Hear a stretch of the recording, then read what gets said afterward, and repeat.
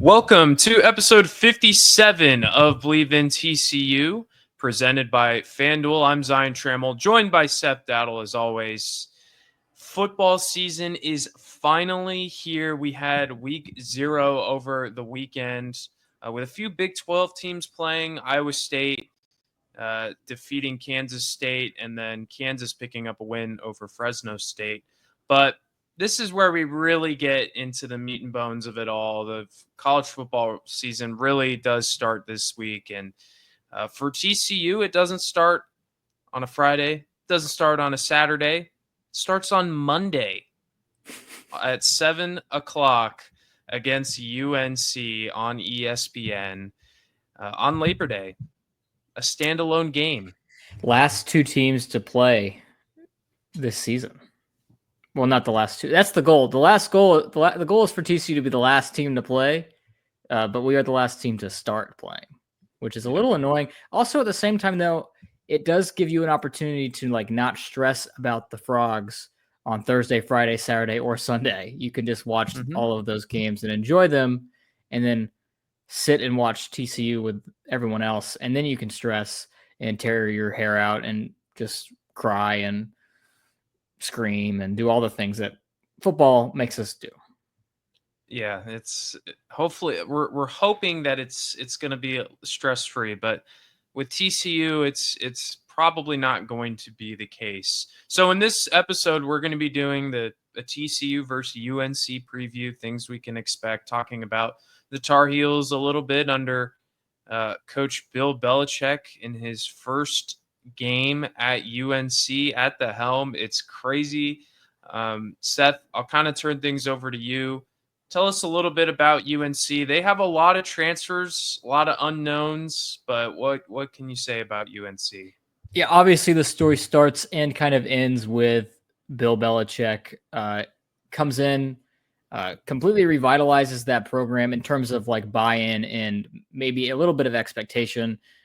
North Carolina had Mack Brown as the not the quarterback. If Mack Brown was playing quarterback for North Carolina, things would be very bad because he is very old as the head coach. And obviously Mack Brown is a legend. He won a national title at Texas, and I'd say he's pretty good, but his time was just come to an end in the sport, and he retired. And they hire Bill Belichick, and for the first time in a long time, I don't think that people at North Carolina care more about football than basketball right now, but it's closer than I can imagine, than I've ever seen it in terms of buy-in and financial support for football at UNC. They spent a ton of money on this roster. They obviously spent a ton of money on Bill Belichick. And so here we are now. They have a completely brand new team. Bill Belichick is here for better or worse. There was a lot of storylines about him over the offseason, maybe more than North Carolina signed up for. And here we are. There are a lot of unknowns. You're correct. This team is completely made up of transfers. Whether or not they click is certainly a question. Whether or not Bill Belichick is a good college football head coach is a question. Does his style translate to the college game? It's a abrasive style. I'll just say that for one, right? How you handle an NFL roster is much different than how you handle a college football roster.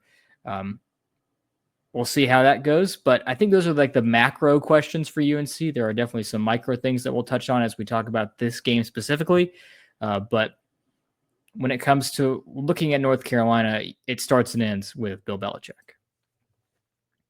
It's the story that surrounded the program, and then his girlfriend kind of became another storyline, which you don't like really that. You don't like that. Yeah, especially the age gap in which things, between Bill and his girlfriend, and it became a huge story. It not just with UNC, but just national media picking it up, and it was a unnecessary distraction, I think, for the university, and not something that you really want to start a new run, a new era with a new head coach, and obviously one of the greatest coaches of all time. Not the best way to start things, but I think things have settled down a little bit, and it looks like UNC we're able to focus on football and not that let that not be the main storyline. So At quarterback, they've got Gio Lopez transferred in from South Alabama, threw for 2,500 yards, 18 touchdowns, also added 7 rushing on the ground. We'll see how he does. Obviously, a bit more of a tougher defense going up against TCU. And one would hope. is there? Yes, hopefully that the TCU's defense could be better than whoever South Alabama was playing last season. So, do you expect maybe a little bit of nerves with Gio Lopez, possibly just with such a big game, probably has never played in an atmosphere quite like this in the national spotlight, and hoping to make an impression pretty early on? That could be favorable for TCU's defense, and I'm curious to see what Andy Avalos can do early on in the game. I almost kind of expect that from the entirety of the UNC roster, to be quite honest with you. I think that there's definitely a possibility that they come out of that tunnel and are almost like deer in the headlights situation. I can definitely see that for everyone. But Gio Lopez is obviously the most important part of that. And as you mentioned, never played on this stage. That crowd, I anticipate, is going to be very ruckus, and very ready for this game. And so I'm just really curious to see how the roster as a whole, much less Gio Lopez, handles that type of environment and that type of pressure. Obviously, there's a TCU question to that as well that we will talk about how they handle it. But when it comes to North Carolina, what do they look like? And I think it's the same sort of question that we were asking whenever Colorado came to Fort Worth 2 years ago. And they obviously handled it great, but how does UNC handle that? I have a lot more questions about Gio Lopez though than I did about Shedeur Sanders. One, I mean, I think he's talented enough. I think there's a reason he won this job over Max Johnson, who played at Texas A&M. He does seem to not have a handle on the fact that sometimes as the quarterback, it's more important to put your health first than it is for an extra 2 or 3 yards. And so I think that could be something that could come into play maybe in the TCU game, but also just as the season as a whole for UNC. But obviously there's a reason he won the job, but I'm not maybe so high on him maybe than other quarterbacks than they could have gotten in the portal. You mentioned like needing to protect his health. If they were playing TCU from a couple seasons ago where just about every starting quarterback they played got injured, that would certainly be something he needs to worry about. But yeah, definitely something to keep an eye on.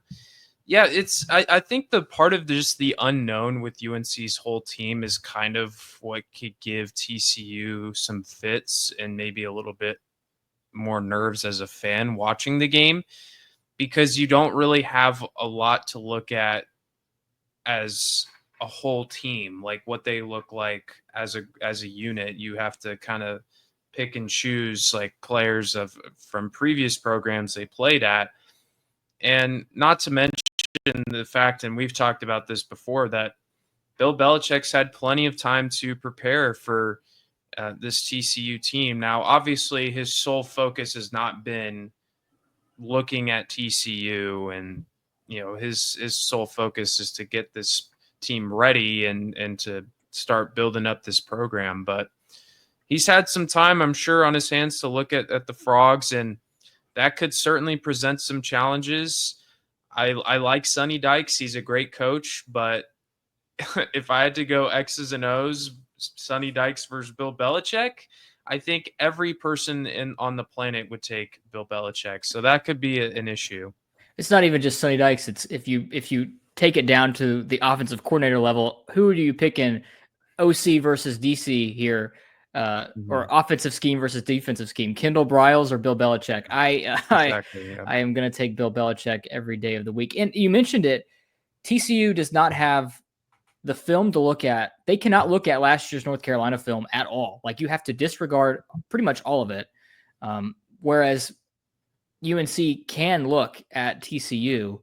And that's kind of that's what I think was a big reason why TCU was so unprepared when they played Colorado was that they probably had trouble preparing for that game because what are you going to look at? The Colorado team from 2022? No, because none of those players are there anymore. So maybe that rears its ugly head again. I'm hoping that Sonny Dykes and that coaching staff learned lessons from that Colorado experience that they can parlay to this season, because that was such an indication that they were so unprepared. And I even look at last year's game against Stanford very similarly. They were not prepared for that game either. They were not prepared for the Colorado game in 2022, but they were more talented than those two teams, so they won the game. How does that translate to this year? Are they prepared in week one? That has been an issue for Sonny Dykes teams in the past, not just in week one, lack of preparation, but it has been something that I think we've all been talking about, and we brought it up multiple times over the past several weeks, that it is a big question mark, and it is something that scares the crap out of me. The TCU's roster, I think most people could say, is definitely better than UNC's. But yeah, that uncertainty with week one, and it almost would feel better if you played this team in week two, just like played somebody else in week one, and then you play UNC in week two, and you think, okay, well, I think we got an idea of what they can do, and we can better prepare for that. But absolutely, it sucks that they're playing them in week one against Bill Belichick. But hey, that's the card you've been dealt, and you just got to work around that. I think I'm confident again in the roster that TCU has, that they can outplay UNC. I think the beginning of this game is going to be absolutely critical. TCU needs to get ahead pretty early. Yeah, you have to indicate to the opposing sideline that you mean business, and that you can do it. Like if you let North Carolina get ahead, can you imagine the confidence that's going to just, I mean, like, I know this is not X's and O, and this is all very abstract thinking when it comes to football games, right? Confidence, momentum, all that type of stuff. But I think it really matters when a brand new roster and a brand new team that maybe hasn't played at this high of a level before. I think that happened in the Colorado game when Colorado realized that they had them, or at least that they could do it, right? It went like that, and they were off to the races. TCU has to go into that building and show that fan base, that crowd, and the opposing sideline that we're better than you, and we can beat y'all. You don't want to start a game where you try to run the ball in first down, you get 2 yards. 2nd and 8, incomplete pass. 3rd and 8, you get 3 yards. 3 and out, then you got to punt. And you just, in college football, I know because I've been to a lot of TCU games, that the fans really feed into that. If you start out on defense, you get a quick stop, you get the ball back to your offense, and then it does kind of give a little bit more momentum towards UNC. So beginning of this game is going to be huge. But I mean, I'm excited. At the end of the day, like, I am nervous a little bit that TCU could drop this game, but I am excited to see this team hit the field for the first time this year. There's a lot to prove, I think, for Sonny Dykes, and I wouldn't say his seat is hot, but it could get a little bit warm if TCU does not deliver and play up to expectations. And this could be the beginning of a very special season for Josh Hoover. I think expectations are soaring high for Hoover and for this offense. Yeah, they've undergone a lot of change. A lot of receivers have left, and you got some new guys, and I think they did a pretty good job in the offseason to kind of rebuild the wide receiver core. But you hope that this is the start of something special for TCU, and it would really hurt, obviously, if you drop this game. Yeah, and just kind of to transition maybe to some more specifics about UNC North Carolina and UNC specifically. And luckily, knock on wood, we haven't heard anything out of TCU's camp that would indicate that there's some major injuries amongst the starting group. I think they've been very fortunate so far throughout fall camp. But yeah, earlier this month, UNC starting offensive lineman Austin Blaskey broke his foot and is going to be out for this game. I believe they had him at center. They were also playing him at guard, but he's not going to be playing in this game. And we talked about TCU's D-line last week and how we feel a little bullish about that group and maybe that they should be able to get a little bit more pressure on the quarterback this season. That could play a role in this game against North Carolina. That is true. Yeah, I have high expectations for the defensive line, and I hope that they can get some pressure early in this game. And it's always tough to go into that first game of the season, and we can talk about all these things, but we really don't know what it's going to look like for real. on the field. Yeah. I mean, we really don't. Even especially on UNC's part, but also for TCU, there's guys returning. Paul Oliwale's returning from an injury. Again, new wide receivers, Jordan Dwyer, Joseph Manjack, new running back, Vorian Barnes. So there's just a lot of pieces in college football. When you go into week one, truly like anything can happen. So we can talk about all these things and set these expectations, but if you learn anything about college football is crazy stuff can happen. And so just hoping that all the crazy stuff can go TCU's way and they can get a win here in week one. I think what does a win and a loss like? Are you kind of a win? Do you feel like, okay, I feel good, I think we're in this thing, feeling confident about the way TCU can perform, or do you kind of expect it? And then does a loss like, panic button already? What do you think about the result of this game? I think that I don't know if panic button would be the right word. I definitely do think that there would be I think we would get on the podcast following the game and we would be a little concerned because as you indicated, I everything that I've seen, read, heard, listened to about this UNC roster is that while Bill Belichick is the head coach, it is one that I don't, and I'm also like, it's a transfer portal built roster. I'm also fairly down on the portal class itself this year compared to previous seasons. I don't think that the crop of players that entered the portal this year were quite as good as previous seasons. So that leads me to believe also that this UNC roster just is not as good as TCU's, at least on paper. Obviously, there's other things. There's a reason we play the football games. They aren't played on paper. But if you lose this game, there are teams in the Big 12 that are better than UNC. There are teams on your schedule that are in non-conference that are better than UNC. TCU has a tough schedule this year, and it starts with this North Carolina game on the road. And then in 3 weeks following, you go back to Fort Worth and you play the final Iron Skillet game against SMU. And then you turn around and play Arizona State next Friday. Then you play Kansas State. Then you play Colorado. You play Iowa State. Play Baylor. That's a bunch of teams that are. It's not easy. They're very highly touted in the Big 12. You got Cincinnati. I think Cincinnati could be a sleeper. You got Houston. Houston has a new quarterback. There's a lot of tough games on this schedule. And it starts with the North Carolina game. And I think if you lose it, that kind of sets the tone of like, okay, maybe we're not as good as we think.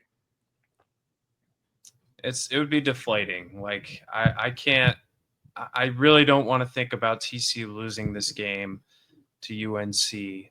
I think it would be more detrimental to TCU losing this game than I think UNC. I think if UNC loses this game, I'm sure fans are going to be disappointed, but I think a realistic, for them at least would be like, I haven't looked at their schedule, but like 7-5 could be. They have a they're like from their schedule. They play like the bottom 5 teams in the ACC this year. All of the 5 worst teams in the ACC, they get them, and so that's probably what's going to buoy them to like 7-5, 8-4. Yeah, but they also play Clemson and Miami, I believe, and they're probably going to lose those games. And I think they play Louisville too. Probably going to lose that too. But like North Carolina in a regular schedule is probably going 5 or 7 and 6-6 in the ACC this year, which does not match what the money that they spent on this roster. FYI, I just want to make that clear. But yeah, or the head coach. Again, like TCU I think they're expected to win this game. I believe they're a favorite on the road by at least three points. which I know that's kind of a toss-up, but on the road, a 3-point favorite means something to me because that means 3.5. Yeah, they're given 3 points to UNC for home field advantage. So, like on a neutral field, TCU is a touchdown favorite against North Carolina. That's significant. Yeah. I think if you win it, that's expectation because you got tougher games against other ACC opponents on this schedule. Yeah, that is true. It is interesting that TCU gets 2 ACC teams this year, and they probably get SMU is probably second best team going top into 4 at least. Yeah, I mean, you got Clemson, SMU, Miami, and Louisville is probably those are the only 4. I've done my deep dives in the ACC, and I've determined that it goes 4 deep. Yeah, so it's a tough schedule for TCU. You want to get things started with a win against I think a very winnable game. I think against the Tar Heels. Seth, do you want to do our score predictions? Do you have a score in mind? I've been thinking about it the whole episode. It's always one of those that you really cannot figure, especially week 1. I mean, come on. This is a tough task. Yeah, I'm trying to go through this in my head by thinking about Sonny Dykes game 1's past 3 years, right? Mm-hmm. And kind of go based off of that. Last year was what? Touchdown win 34-27, I want to say, against Stanford. Probably. That sounds about right. It does way closer than it needed to be. Just want to make that very clear. Way closer than it needed to be. I don't know if you watched Stanford play Hawaii on Saturday, but Stanford is not good. And they weren't good last year. They're not going to be good this year. They're going to be even worse this year, but yeah, they're not. They were not good last year. The Colorado game, obviously, in 23 that game was like very high scoring, right? If I recall. It was. Yeah, there was a lot of points scored, and I don't know the score, but it was in the 40s, if I recall. The end all be all is I think if you were to bet, I don't know what the over under for this game is, what the point total is for this. I would bet the over on this one, I think. Mostly because I think TCU is going to give up some drives that are just like, oh my gosh, like pull your hair out defensive drives. I can just, maybe that's me being naive about the abilities of the North Carolina offense, but I just have so little faith sometimes in TCU's defense being able to do something that it should do. And also I think the offense might put them in some bad spots. Even then I've been like, I don't think TCU's just been played so poorly in these openers, but I think that they can out-talent North Carolina at some level. And I think TCU will win 31-21. Okay. We are almost in the same exact boat. By the way, the over-under, I think according to DraftKings, is 56.5. Probably shouldn't have gone with that since we're FanDuel. Whoops. We'll cut that part out. I'm just kidding. Yeah, I'll check the FanDuel line. Check the FanDuel line.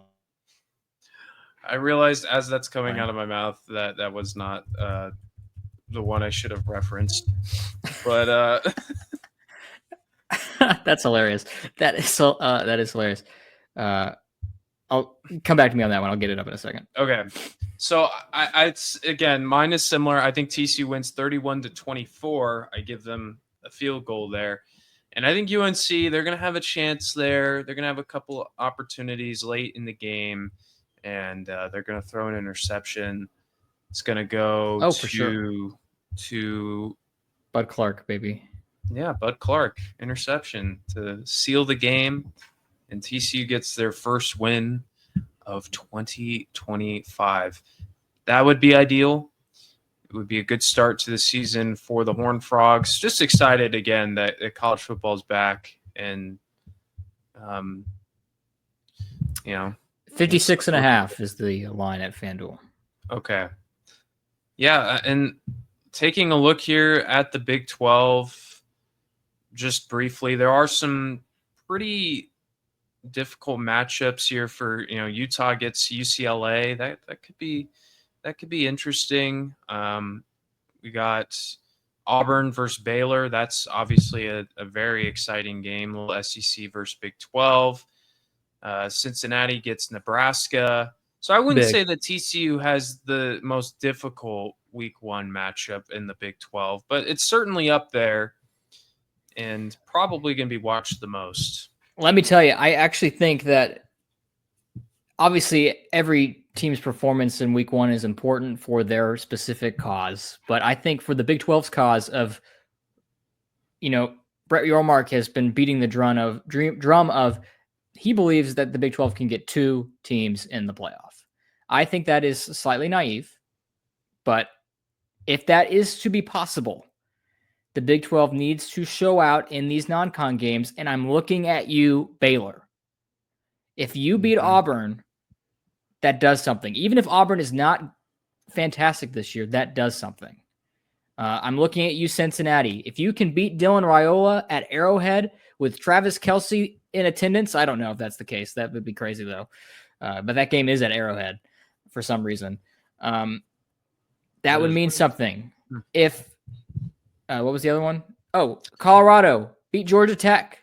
Yeah. Colorado beat Georgia Tech. I don't think they will. And then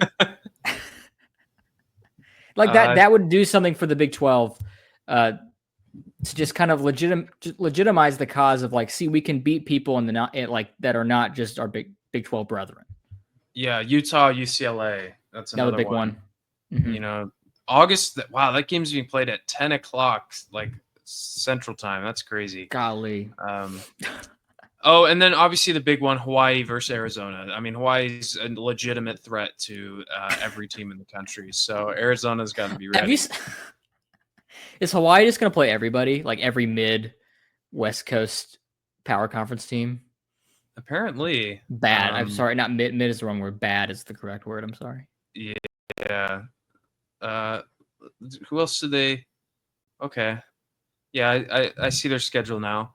Yeah, so, I mean, but in all seriousness, yes, it is important. That Baylor-Auburn game is going to be a huge game, and it would be good. I think there is a lot of conference pride here, and I think for us, we don't love Baylor, but I would want Baylor to beat Auburn. That would be, to me, it's a win-win. If they beat Auburn, okay, that's good. That's good. Big 12 beating an SEC team. If they lose, well, still is kind of funny that Baylor drops the game. If you want to look at it any other way, look at it if you uplift the Big 12, that uplifts potential TCU wins in the future. Exactly, especially if TCU can beat Baylor later on down the road, and Baylor beats Auburn. Yeah, that Baylor plays SMU later this season as well.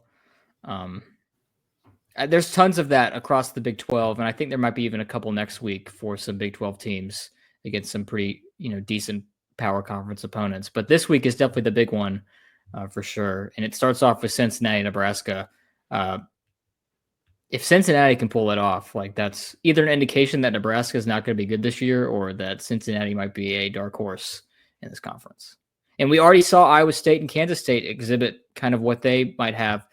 And it was such a thrilling game that they were just fighting in the streets of Dublin following the game. Yeah, that was wild. I can't believe TCU is going to be playing there next year. I don't want to go, but the fact that we open one of the most American sports ever, right? College football, it's like baseball and college football, I feel like are very American. And we open that season in a different country. It feels wrong. It does. Doesn't feel very right. It's maybe the second game of the year, not the first. I was thinking back, and this is a bit of a tangent, but I was thinking back to I can make this TCU specific. TCU plays in Ireland next year. Yeah, those games are very. I was thinking back to how those games have gone since I remember them occurring, And I was like, those games are always so weird. In 2022, I think it was 2022, Northwestern and Nebraska played in that game, and that was Scott Frost's last year in Nebraska. And Nebraska was like leading at halftime, but they decided to do an onside kick out of the break, I believe, and they didn't get it, and that enabled Northwestern to like go on this drive that just gave them momentum for the rest of the game. Wow. And they won. And then last year was Georgia Tech, Florida State, which kind of set the table for Florida State's terribleness. Yep. And also the Haynes King Renaissance that we saw occur last year. And then this year, and then Avery Johnson and Avery Johnson's brother are fighting on the concourse or in the parking lot. I'm scared for what's going to happen next year, man.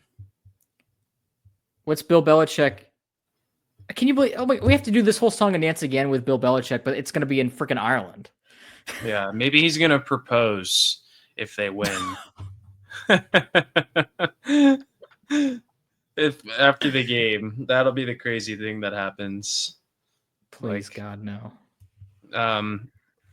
Let's just hope things go smoothly next year. I kind of do want to go, but obviously I know that's a pretty expensive trip. But that's another thing that I'm mad at. TCU gave up a home game for this. Oh, man. Oh, I didn't realize that. Yeah, I don't like that. I don't either. Again, I don't want to speak ill of any athletic department, former administration, and I'm not sure whose final decision this was, if the old man was still here whenever this happened, but the fact that SMU TCU is not happening because of TCU, essentially, and that we're foregoing home games now, which is the whole reason that we wanted to get rid of the SMU game, was to add more home games. And now we're shipping one off to Dublin, where I don't think a single TCU fan resides. Probably not, but hey, maybe they'll show up, and maybe we can be part of that TCU fandom that goes out there. Who knows? If y'all want us to go, subscribe to the podcast, follow us on Instagram, follow us on YouTube, leave 5-star review if you want us to go to Ireland for next year's game. And we'll start a GoFundMe. Send the Believe boys to Ireland, please. Yep. We have to watch Gio Lopez, Adam Schobel Bowl. Yes. Send the Believe in TCU boys to Ireland. We're starting the campaign right now. But all right, that'll finish things up here for this TCU UNC preview. I usually was going to do my outro stuff, but Seth already did it. So with the, everything with where we're at on social media. So go do what Seth said. And then we'll go to Ireland. So that'll be an exclusive thing for us if you guys can do that. But yeah, thank you all for tuning in. We'll do a recap of TCU versus UNC shortly after that game on Monday, which is still weird to me, but we will have a recap for that, talk about the game, and then we'll also do a preview for week 2 against Abilene Christian. Against nobody. TCU has a bye week. Oh, wait, yeah. Oh, my gosh. Yeah, that's right. Oh, my gosh. That's so dumb. I totally forgot about that. Yeah, we're not doing a preview. Well, that's we'll talk about nothing. Talk about nothing. We'll do a preview versus bye. Shoot. Thanks. I have thoughts about that I'll table for next time. Yeah.